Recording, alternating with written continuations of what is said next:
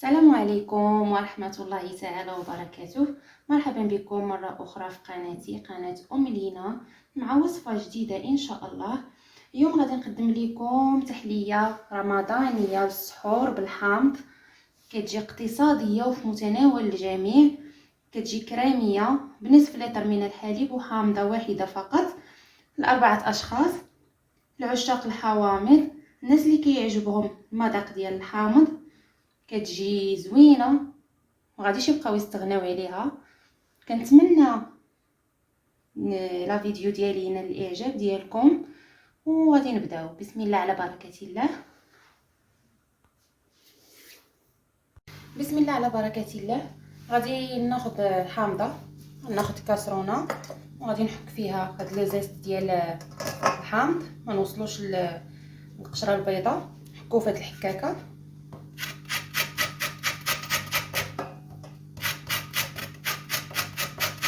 غير القشره الصفراء، ما نوصلوش للقشره البيضاء باش ما تجيناش مروره.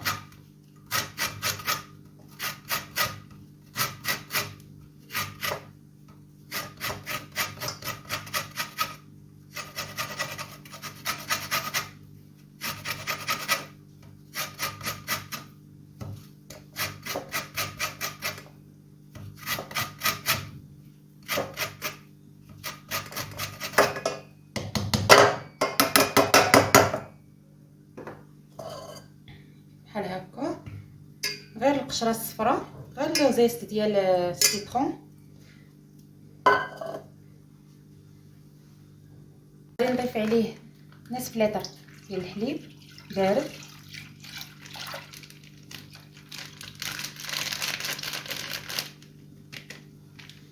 وغادي نضيف عليه معلقه ديال كريم باتيسير، معلقه كبيره. اللي ما عندكمش كريم باتيسير تقدروا تعوضوه بالنشا. غندير معلقه كبيره ديال النشا،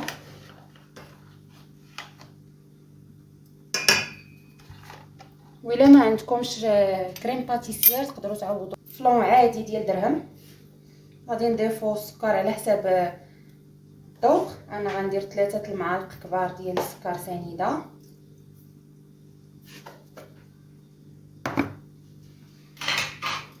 غادي نخلطوهم باردين مزيان.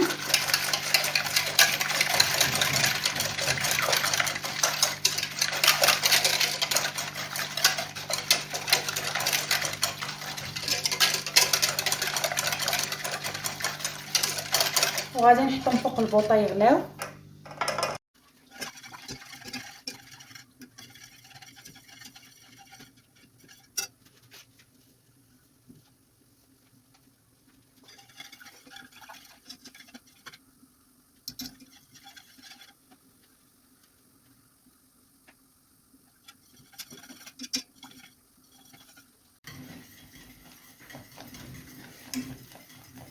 غنستمر في التخليط ديالو حتى يبدا يعقد. ها هو دابا بدا كيعقد.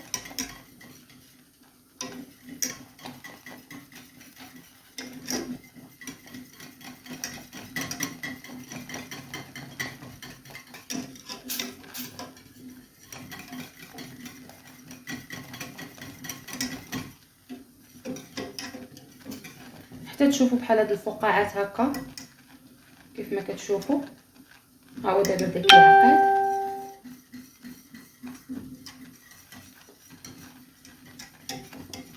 هذا هو الشكل ديالو، عقاد كيكون بحال هكا. غادي نديرو دابا في الكويسات.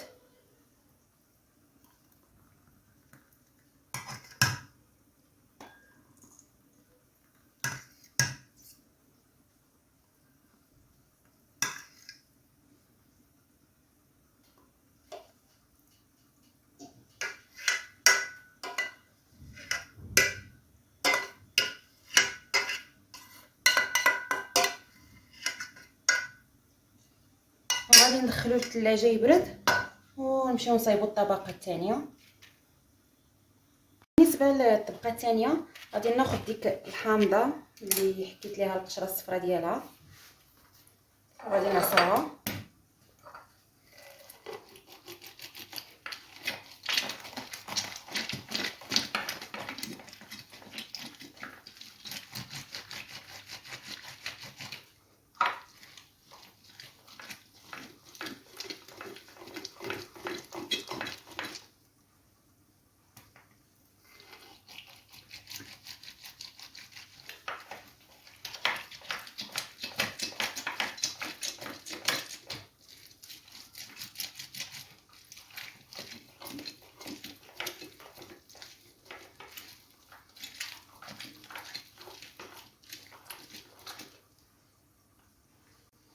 غادي نصفيها في واحد كاسرونه.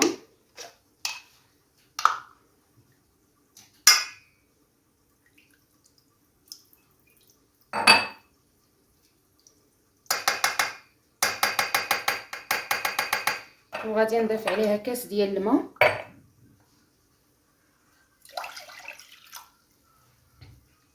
غادي نضيف عليها معلقه صغيره ديال نكهه الحامض، ما تعمروهاش بزاف.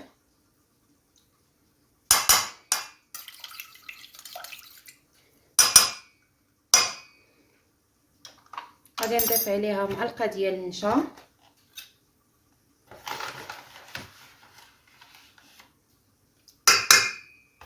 وغادي نضيف عليها معلقه ديال سكر سنيده،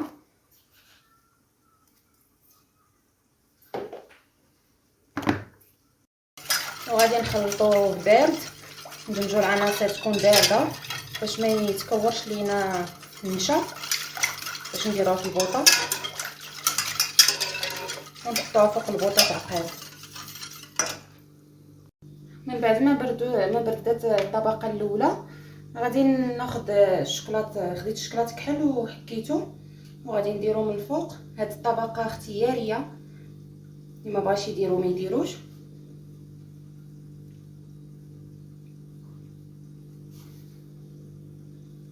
هاد المرحله اختياريه،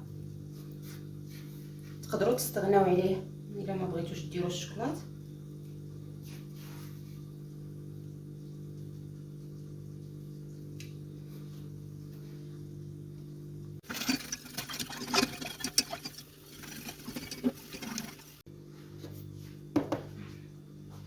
من بعد ما عقد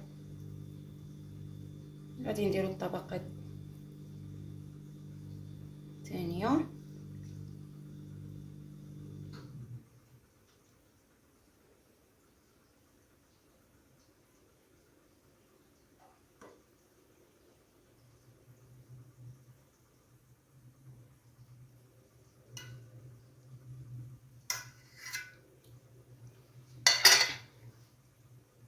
غادي ندخلو الثلاجه يبرد، وعاد غادي نزينوه. التزيين تيكون اختياري، كل واحد يدير داكشي اللي بغا.